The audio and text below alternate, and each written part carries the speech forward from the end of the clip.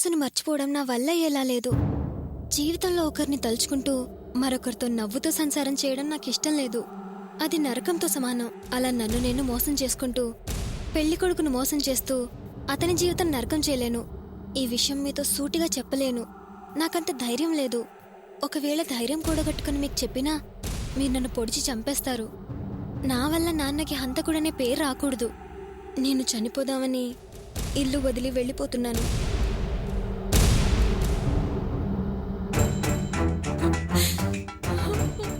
చావాలనే నిర్ణయానికి వచ్చిన తర్వాత ఎక్కడికో వెళ్ళడం దేనికి, ఇక్కడే చావచ్చు కదా అని మీరనుకోవచ్చు. నా పెళ్లి చూడాలని ఆశపడుతున్న మీ ముందు నేను శవంగా కనపడడం నాకు ఇష్టం లేదు. అందుకే మీ నుంచి దూరంగా మీకు తెలియకుండా చనిపోవాలనుకుంటున్నాను. అందుకే వెళ్ళిపోతున్నాను. మరో జన్మంటూ ఉంటే అప్పుడు మీకు కూతురుగా పుట్టి మీరు ఎవరిని పెళ్లి చేసుకోమంటే వాళ్ళని పెళ్లి చేసుకుంటాను. మీకు సంతోషాన్ని కలిగిస్తాను. నా నిర్ణయానికి వాసువే కారణం అనుకుని అతన్ని తిట్టడం, కొట్టడం, భయపెట్టడం లాంటివి చేయకండి. నన్ను క్షమించండి. నేను వెళ్ళిపోతున్నాను. అయ్యో అయ్యో అయ్యో, ఏంటండి ఇది? మనమ్మ ఇలా చేసింది ఏమిటి? ఏమండి, ఎలాగైనా నా కూతుర్ని కాపాడండి. అది ఆశపడ్డ వాడితో లేచిపోయినా పర్వాలేదు. ఈ ఆత్మహత్య నిర్ణయం ఏంటండి? ఏమండి, ఎలాగైనా నా కూతుర్ని కాపాడండి. దాన్ని కాపాడండి. ఎందుకే అరుపులు? నీ అరుపులు అది లేచిపోయిందని ఊరందరికీ తెలియాలా?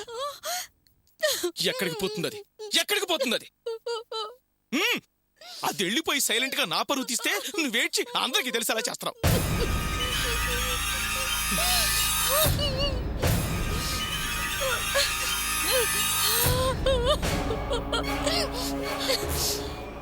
చెప్పన్నా రేయ్,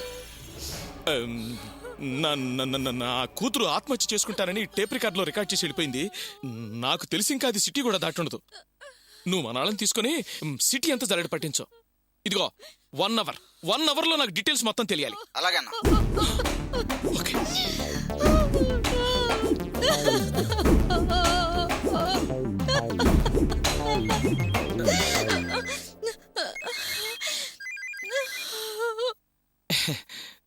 హలో హలో మాధవరావు గారు, నేను ఏసీపీ నాయన్ని. సార్, నమస్తే సార్. మాధవరావు గారు, చిన్న కన్ఫ్యూజన్. మీ అమ్మాయి పెళ్లి రేపా ఎల్లుండా? అయ్యో, రేపు ఉదయమే పెళ్లి, ఈవినింగ్ రిసెప్షన్ సార్. సార్, మీ ఫ్యామిలీతో తప్పకుండా రావాలి. అమ్మాయిని బ్లెస్ చేసి వెళ్ళాలి. ముహూర్తానికి తప్పకుండా వచ్చేస్తాను. సార్, ఒక చిన్న రిక్వెస్ట్. చెప్పండి. అంటే నా ఫ్రెండ్ కూతురు లవ్ అఫేర్లో ఆత్మహత్య చేసుకుంటానని టేప్ రికార్డులో వాయిస్ రికార్డ్ చేసి వెళ్ళిపోయింది. సిటీలో ఎవరైనా ఆత్మహత్య చేసుకుంటే అలాంటి డీటెయిల్స్ మీ డిపార్ట్మెంట్కి వస్తాయి కదా. అలాంటి ఇన్ఫర్మేషన్ ఏమైనా వస్తే కొంచెం చెప్పగలరా? అలాగే, తప్పకుండా చెప్తాను. ఆ అమ్మాయి వయసెంత? 20-21 ఉంటాయి సార్. సరే, నేను విచారించి చెప్తాను. Thank you sir. It's okay.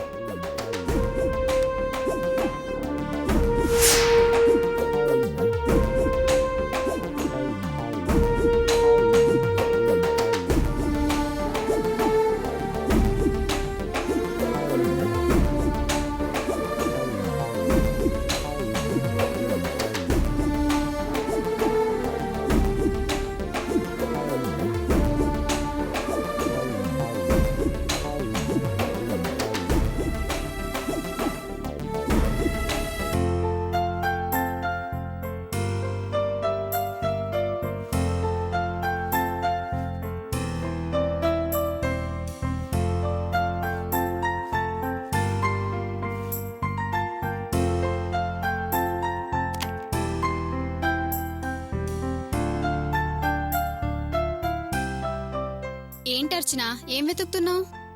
దిద్దులు ఇక్కడ ఉన్నాయని తెలియక ఊడ్చేశాను. దిద్దులు దొరికే కానీ స్క్రూలు దొరకడం లేదు. ఏంటి, స్క్రూ దొరకడం లేదా? ఏంటి అర్చనా నువ్వు? నువ్వు చూసి పెట్టుకోవాలి కదా. ఎక్కడ పడితే అక్కడ పడేయడమేనా? నేల మీద పెడితే ఎలా? దిద్దులు క్లీన్ చేద్దామని నూనె బాటిల్ తీసుకురావడానికి వెళ్ళాను. ఇంతలో నువ్వు చీపురేసుకొస్తావని నేనేమైనా కలగన్నానా? సర్లే, ముందు వెతుకు.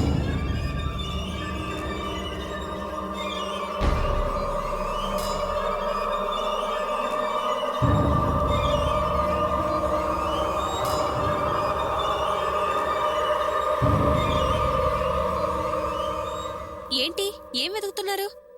చూడవే, నేను దిద్దులు క్లీన్ చేసుకుందామని తీసి పెట్టుకున్నాను. ఇంతలో అర్చన ఊడ్చేసింది. దిద్దులున్నాయి కానీ స్క్రూలే కనపడటం లేదు. బీరువా కిందికెళ్ళుంటాయో ఏమో. అర్చన, నువ్వు జరు, నేను చూస్తాను.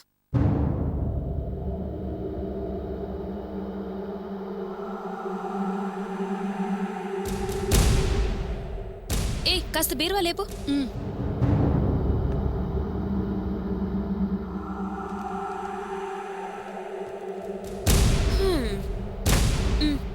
ఇదిగోవే. ఉమ్. ఈ లెటర్ ఏంటి?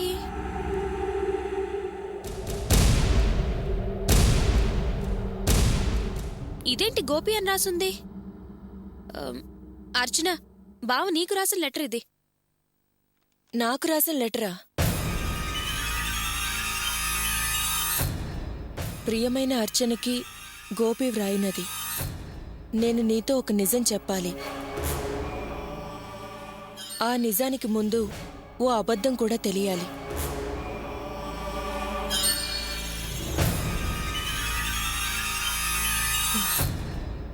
నీకు తెలియకుండా నిన్నో రోజు గుడిలో చూశాను. ఆ రోజు నువ్వు నా భార్యవైతే నా జీవితం సంతోషంగా ఉంటుందని నా మనసులో అనుకున్నాను.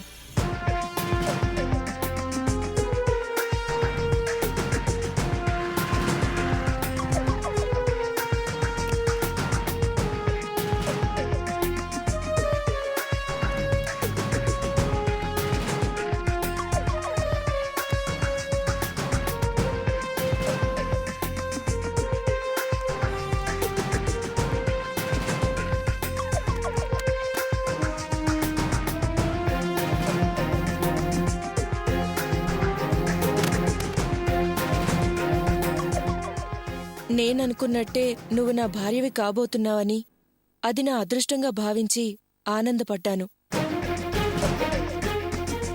నేను నిన్ను చూసిన తరువాత ఓ అబద్ధం ఆడడం వల్లే నా భార్య అవ్వబోతున్నావు.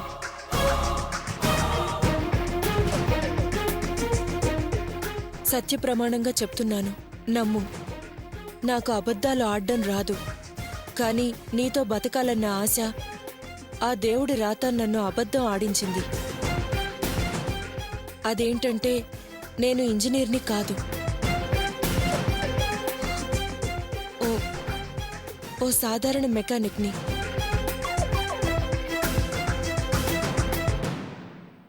ఈ అబద్ధం ఆడడం వల్ల నువ్వు నా భార్యవి కావచ్చు, కానీ నా మనసుని నేను సమర్థించుకోలేకపోతున్నాను.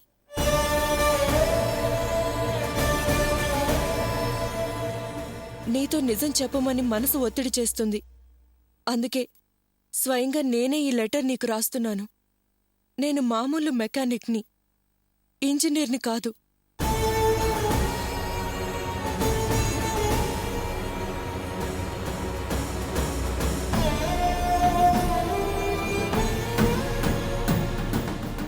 ఇది నిజం. ఈ నిజం తెలిసాక కూడా నేను నీకు నచ్చితే లెటర్ ద్వారా తెలియచేయి. నచ్చకపోతే ఇంతటితో ఈ పెళ్లి ఏర్పాట్లు ఆపేద్దాం. లేదు, నువ్వు అబద్ధం చెప్తున్నావు. ఏ లెటర్ ఇవ్వలేదు, నేను దాన్ని చదవలేదు. దానికి నేను ఒప్పుకోను. నీకోసం, నీ సమాధానం కోసం ఎదురు చూసే గోపి.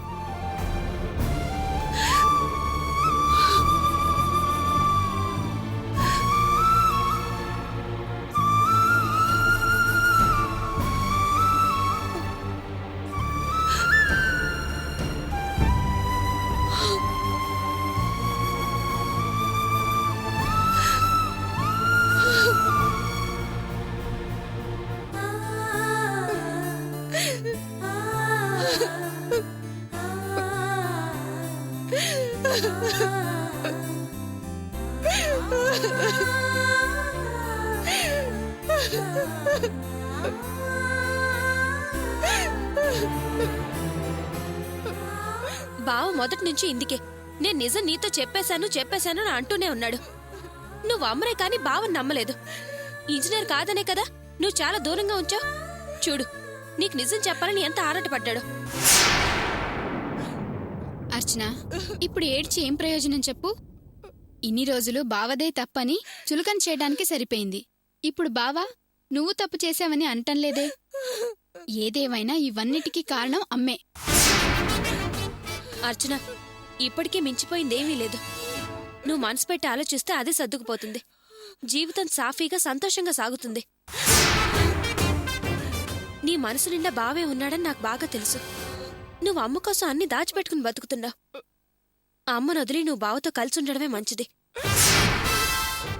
నీ జీవితం నీ చేతుల్లోనే ఉంది. నీ డెసిషన్ మీదే ఆధారపడుంది.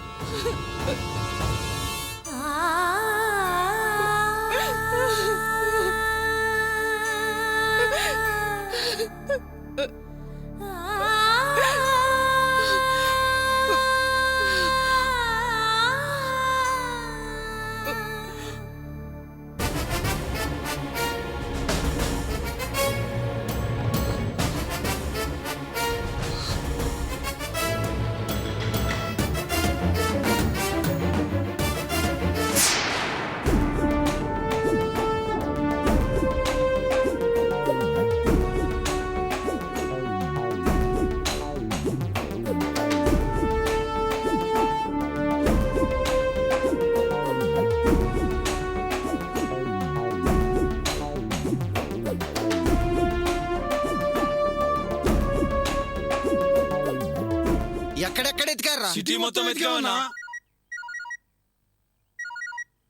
అన్న ఫోన్ చేశాడ్రా. అన్న చెప్పన్నా. చెప్పండ్రా, రేవతి గురించి ఏమైనా తెలిసిందా? సిటీ మొత్తం ఎతకమయ్యా. అమ్మాయి గారు ఎక్కడ కనిపిస్తలేదు. రైల్వే స్టేషన్లు, బస్ స్టాండ్లు, వాటికి ఎదురుగా ఉన్న టాక్సీ స్టాండ్లు అన్ని వెతికారా? అన్నీ వెతికాం సార్. అందరం కలిసి సిటీ మొత్తం జల్లెడ పట్టాం సార్. అమ్మాయి గారు ఎక్కడ కనిపిస్తలేదు. డెడ్ బాడీ కూడా కనిపిస్తలేదు సార్. ఇంకా ఇంకా వెతకండ్రా. ఇదిగో, ఇన్ఫర్మేషన్ తెలియకని వెంటనే ఫోన్ చేయండి. Okay boss. రేయ్ అన్న ఇంకా ఎతకమంటుండ్రా. పదండ్రా వెళ్దాం.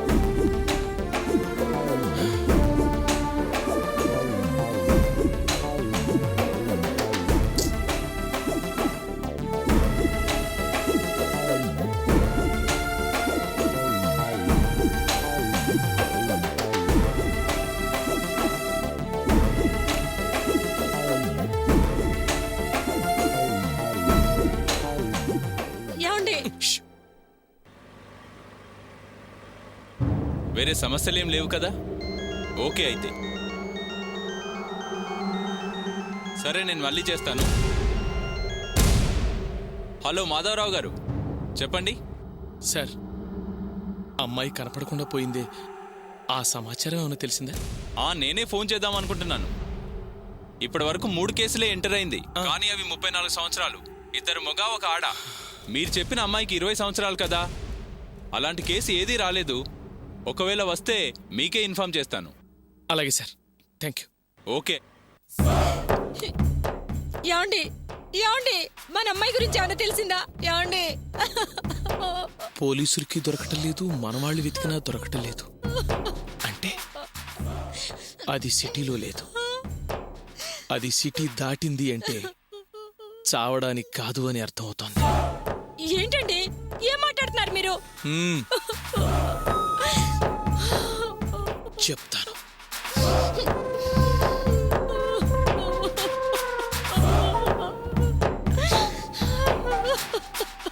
రేయ్, బండి తిండ్రా. అయ్యా, ఏర్పాట్లన్నీ అయిపోవచ్చుని.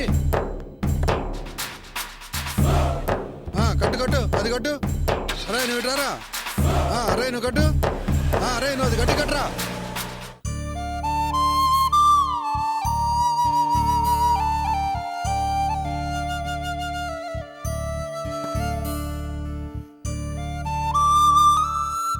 అమ్మా, అన్నం వడ్డించు. వస్తున్నాన్రా.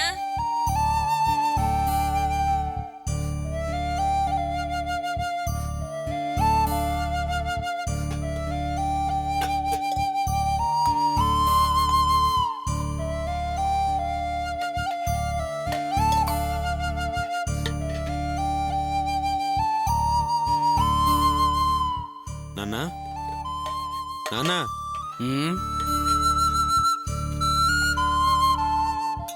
అమ్మా, నాన్నకేమైంది? పొద్దున్నేమో బయట పడుకున్నాడు, ఇప్పుడు లోపల పడుకున్నాడు. ఒంట్లో ఏమైనా బాలేదా? ఒంట్లో బాగానే ఉందిరా. వారికి మనసే బాగాలేదంట. ఏ, ఎందుకని?